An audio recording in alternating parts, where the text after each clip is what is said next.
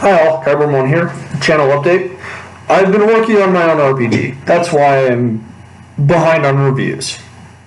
And when I started this process of getting the tool notebook that I'm absolutely obsessed with, I realized just how easy it is to record what I need from the books. And then I skipped doing the reviews because I've been recording the information that I need. So, about my RPG, it utilizes its own dice system. And the great thing about that is if you have your standard dice for Dungeons and Dragons from the little tubes or whatever, D4, D6, D8, D12, D10, and D20, that will work with my system, but it is not a D20 system. The next thing you need to know is I'm building a toolkit. Instead of creating a world that is magical, yet it's super mundane, look at Faerun, you have things in places. I don't agree with that. I like the mindset that Beyond the Wall had and Forbidden Lands and Ryutama. Okay, so basically, I only have Ryutama of the three of those. In Beyond the Wall, the players and the GM create the basic town. And then from there, there's more stuff. In Forbidden Lands, nothing is anywhere until the GM places something in a place. Like, the world is vaguely defined. And in Ryutama, everything is kind of generated in an abstract concept, and it's really enjoyable with the journey rules. So I want a toolkit that captures the ability for players to experience the world for the first time in some aspects, but at the same time make it so that way your GM has their own world. They get to name it. Okay? We provide buildings or whatever that are just blocks of information that are comfortable. They're simple, complex, and intuitive. What do I mean by that? They're simple to build, okay? Like Legos. They're complex because they have a mechanical meaning to them. Right, but it shouldn't be more than a paragraph, right? Nothing should be more than a paragraph. And they should be intuitive, so that way when you see something, you recognize it. The next thing is we're building a skeletal framework that you can add on to. And I'm working with a couple artists right now, and they seem really happy with the dice system. Well, one of them does. One of them is far more intuitive with the dice mechanics that I came up with. Like, I showed them one time, and bam, it gets its inspiration from Fantasy Age, Genesis, and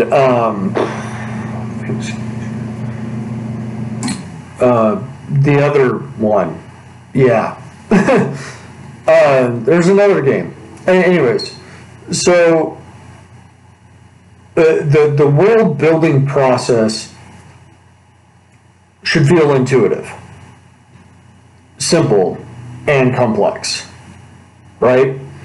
So there's no world. It's not Faerun. You don't have a place where Neverwinter has to be or Baldur's Gate has to be. None of that. The dice mechanic is unique. It's our own thing. Fantasy Age, Genesis, and Numenera, or Cypher System.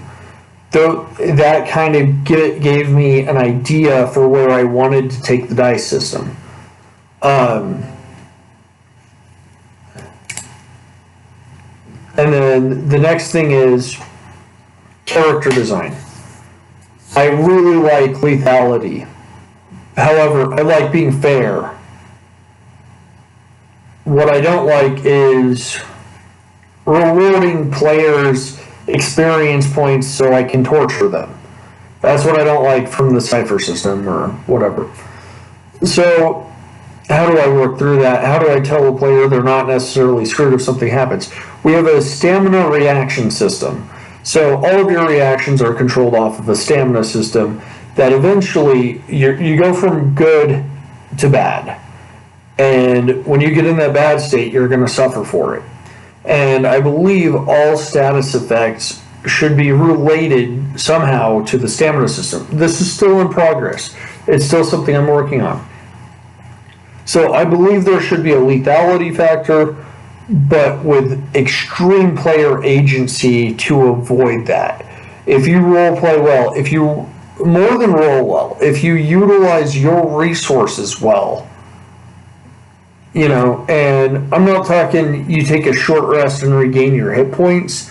I'm saying you take a short rest and regain some stamina, which is a limited gauge issue, right?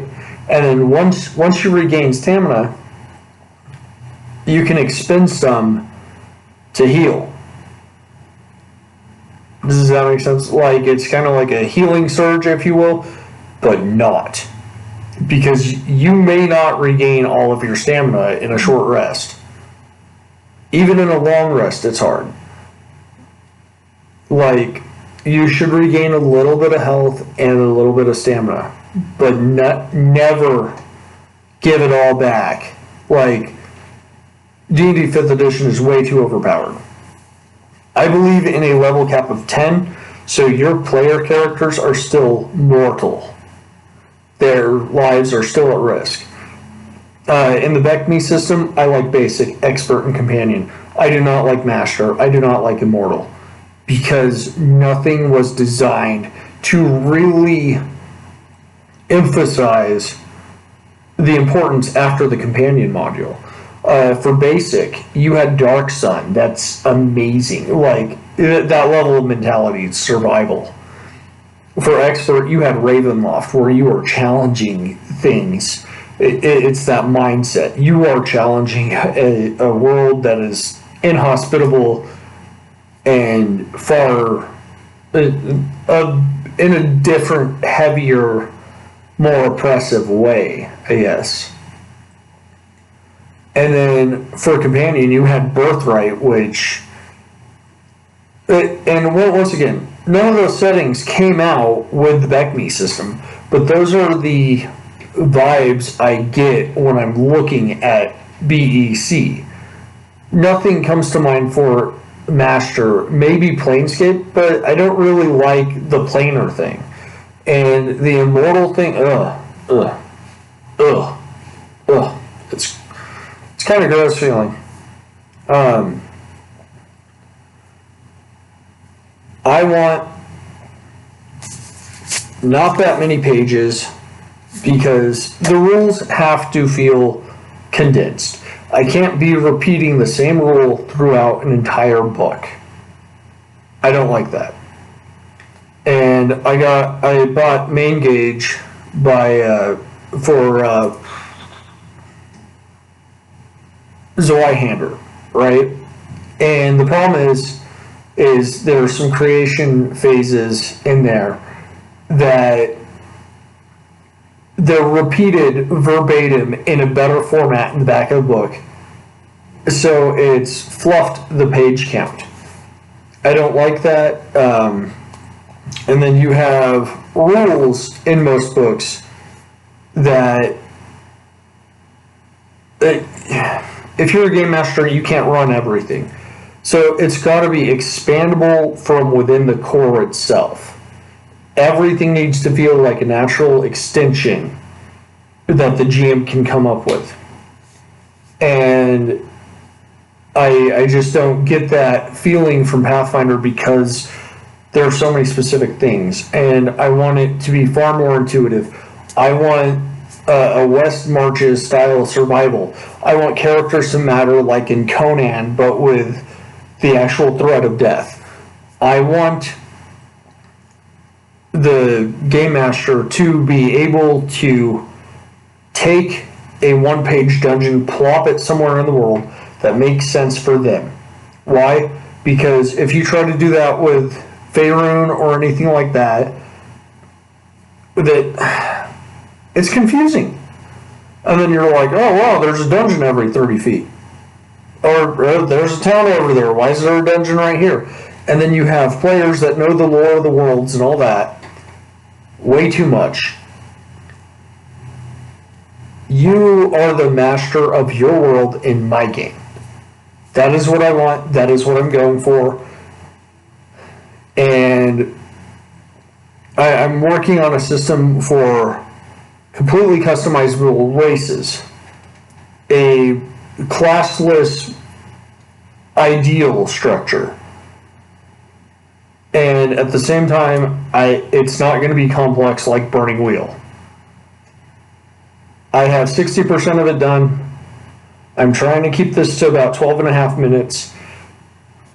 But I just did this, and it took over 40 minutes to explain everything I just explained. I know it's boom, boom, boom. But the thing is, I haven't worked on my main project because I've been doing reviews. I want to get a product out before I'm 35, hopefully. And for that to happen, I need to focus on my project. And I'm taking things I love, but I'm tweaking them. You're not going to have reprints of rules you already have. I'm not going to do that to you guys. Against the Dark Master, I guess, did that with some Middle-earth role-playing stuff. And a bunch of OSR stuff does that. This is new, and some ideas are tweaked from other things. You can see my inspirations, but I want them to be refreshing. I want them to be easy to run. I want them to be something you can play in a reasonable amount of time. So I'm going to be working with my two artists on character sheets, and there will be a character sheet reference to the actual materials side by side when I release a book. Alright, that's 12 and a half minute mark. I'm going to keep it below 13 minutes, sorry. Well, 13. And, alright, have one more out.